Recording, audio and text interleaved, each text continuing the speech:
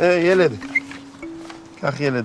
זה דף שאומר שכל הילדים באים בשבועות לשמוע את 10 הדיברות בבית הכנסת.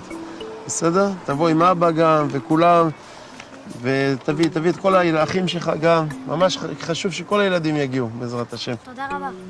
שיהיה לך חג שמח, ביי.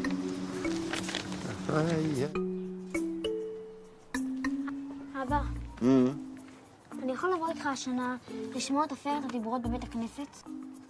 מה? 10 הדיברות? זה בשביל מבוגרים. מה יש לך לעשות שם? אבל לא תסתכל, אפילו כתוב בפתק שכדאי שילדים יגיעו לשם. זה רחוק, יחוו לך רגליים. עזוב, לא כדאי. אבל אבא, בבקשה.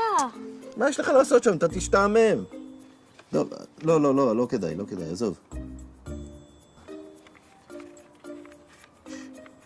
מאוחר, קחו כדורגל. בוא, מהר, שלא נאחר, בוא.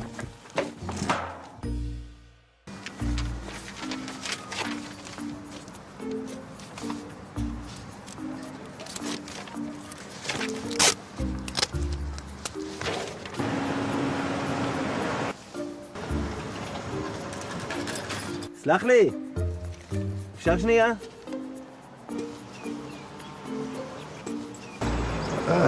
תגיד, אתה עם 10 הדיברות לילדים?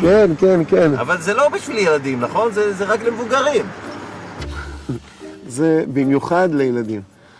אני אסביר לך, יש סוד גדול. כתוב שכשבני ישראל שומעים את התורה ב10 הדיברות בשבועות בבית הכנסת, זה כאילו שאנחנו עומדים בהר סיני ומקבלים מחדש את התורה.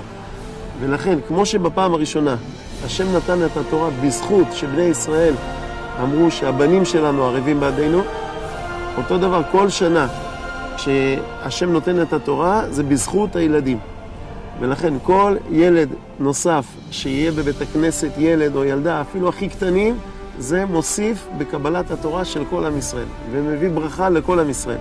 בגלל זה תביא אותו, ואם יש לך ילדים יותר קטנים, הרבי מלובביץ' אמר להביא אפילו תינוקות קטנים בהריסה, אפילו תינוקות מתחת לגיל חודש, אם רק אפשר להביא אותם גם לבית הכנסת, לשמוע את 10 הדיברות. אז תביא את כל הילדים, ובעזרת השם שיהיו בריאים, ושיהיה לך מהם הרבה נחת. תודה רבה. תודה. להתראות בהצלחה, חג שמח. אתה רואה אבא?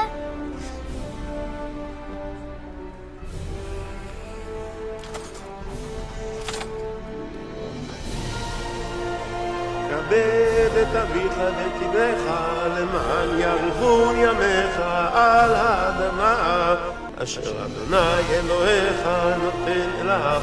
לא תרצח, לא תנאף, לא תגנוב, לא תענה ברעך את שקר, לא תחמוד בית רעך, לא תחמוד